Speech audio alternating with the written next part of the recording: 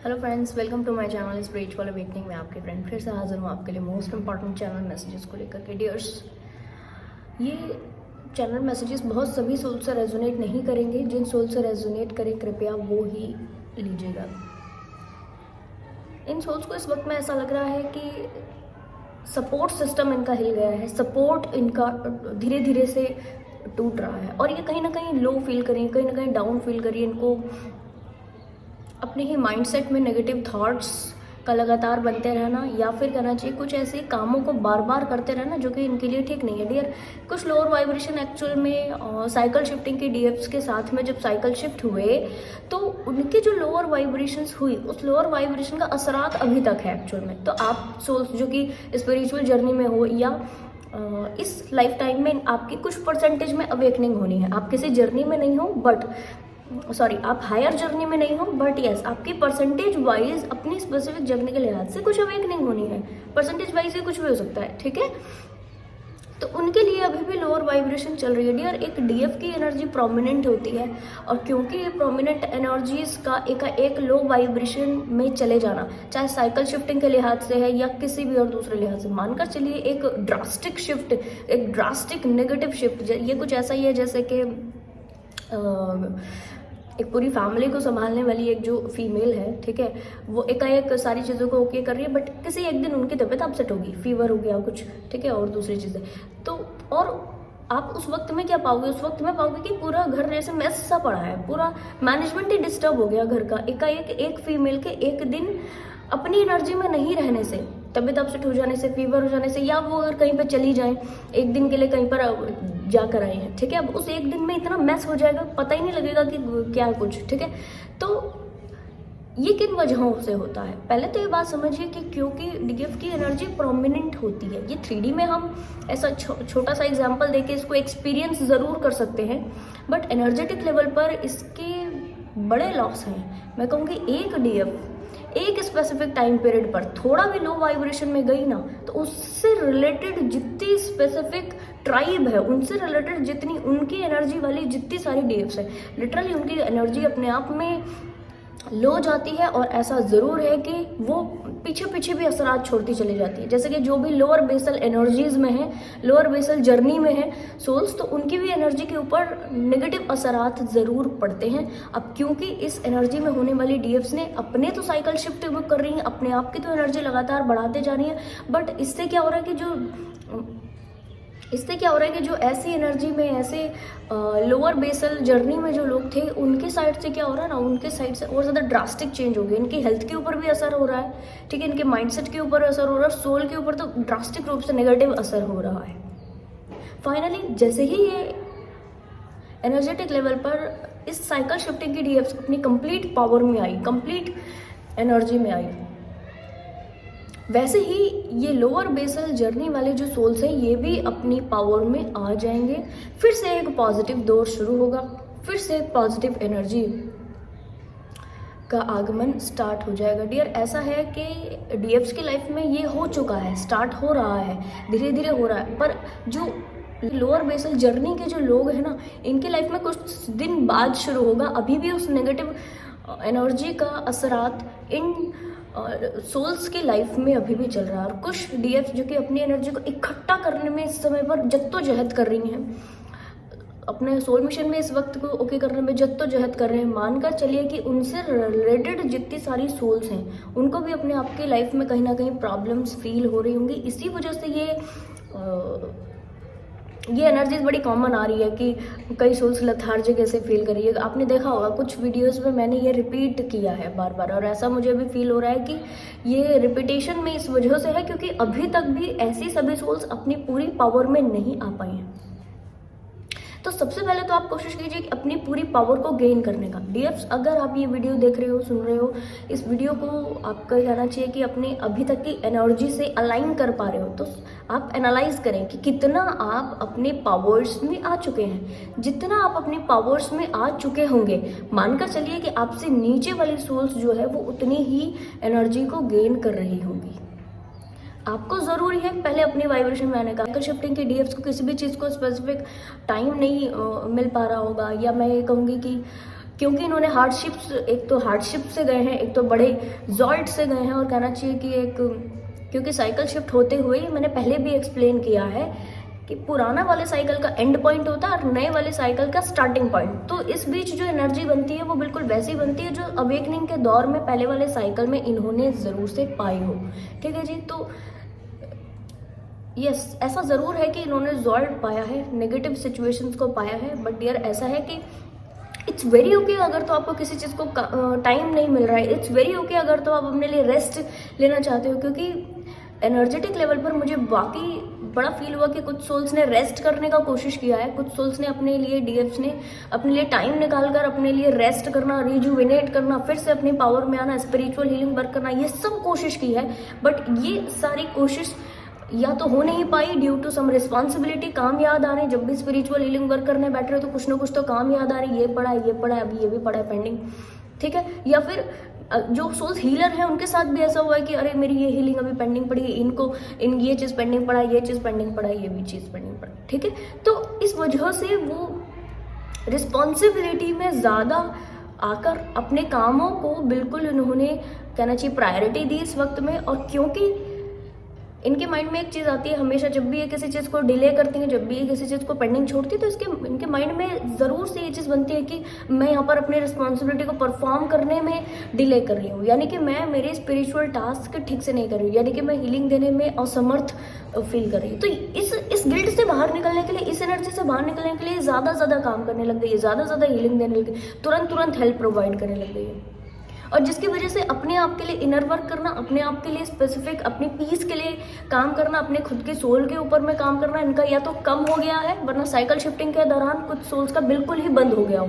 अब इस स्थिति में इन्होंने ज़्यादा नेगेटिव स्थिति को पाया। It's very okay dear, it's very okay, ये होता है सबके साथ में।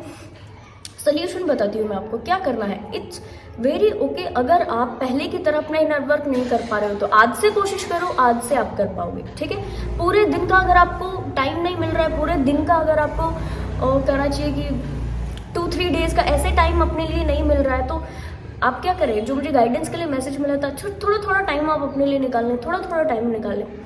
जैसे कि 2-3 डेज का टाइम नहीं मिल रहा है ना रेस्ट का, इट्स वेरी ओके।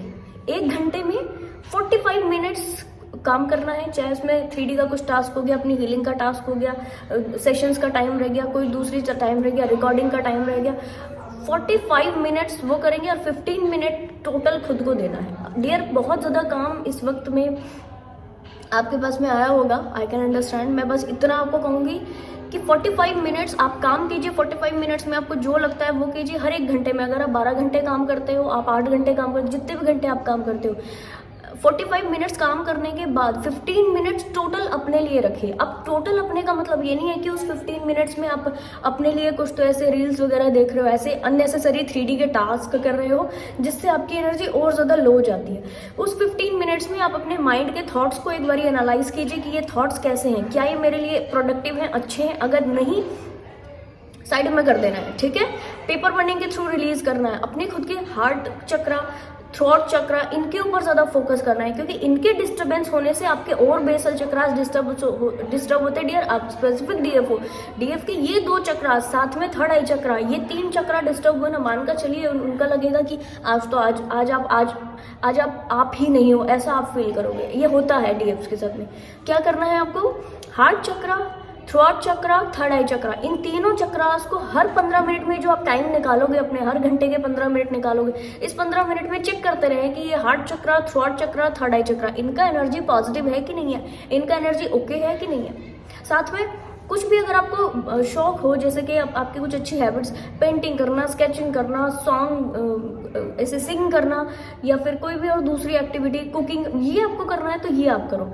इस 15 मिनट्स में आप 3D का कोई भी ऐसा टास्क न करें जो कि आपकी एनर्जी लेता है। 3D में टास्क जरूर करना है, बट 3D के लिए नहीं करना है। करना किसके लिए, खुद के लिए। ठीक है। तो अपने सेल्फ एनालिसिस का टास्क आप कर सकते हो, सेल्फ इम्प्रूवमेंट का टास्क आप कर सकते हो, सेल्फ ग्रोथ का टास्क आप कर सकते हो, अपने स्पिरिचुअल हीलिंग वर्क कर सकते हो जिसमें आपकी सोल ग्रोथ होती है। यानी कुछ भी इस 15 मिनट्स में कर सकते हो। आप ये पाओगे कि 1 वीक में, 2 वीक में ही आपकी एनर्जी काफ़ी पॉजिटिव हो जाएगी और आप अपनी पूरी एनर्जी में आ जाएंगे। डियर, ये होता है कई सोल्स के साथ में। कुछ समय में ज़्यादा हुआ है अभी साइकिल शिफ्टिंग के दौरान। और मैं आपको ये कहूँगी कि ये जो मैंने आपको अभी एक्सप्लेन किया मेरे पर्सनल एक्सपीरियंस से आपको मैंने एक्सप्लेन किया है। ये कहूँगी कि लाइफ के हर एक साइकिल में, जैसे कि मैंने आपको बताया था कि एक साइकिल ही बस नहीं होता, बहुत सारे ऐसे साइकिल्स होते हैं जो लगातार शिफ्ट होते रहते हैं, ठीक है। उस शिफ्ट होने वाले साइकिल में जब भी ऐसी स्थिति आए, जब भी ऐसी प्रॉब्लम आए, जब भी ऐसी सिचुएशन आए, क्या करना है, इस तरीके से अपनी एनर्जी को बरकरार रखने के लिए एफर्ट लगाना है। अब मैं बताती हूँ आपको जो मुझे इंपॉर्टेंट गाइडेंस के लिए मैसेज मिला है। डियर्स, इस साइकिल शिफ्टिंग के दौरान डिवाइन ने आपका एक टेस्ट लिया था, ठीक है। और इस टेस्ट में ये टेस्ट किया था कि आप कितना डेडिकेट होते हो, कितना डेडिकेशन के साथ काम करते हो अपने सोल मिशन में, ठीक है।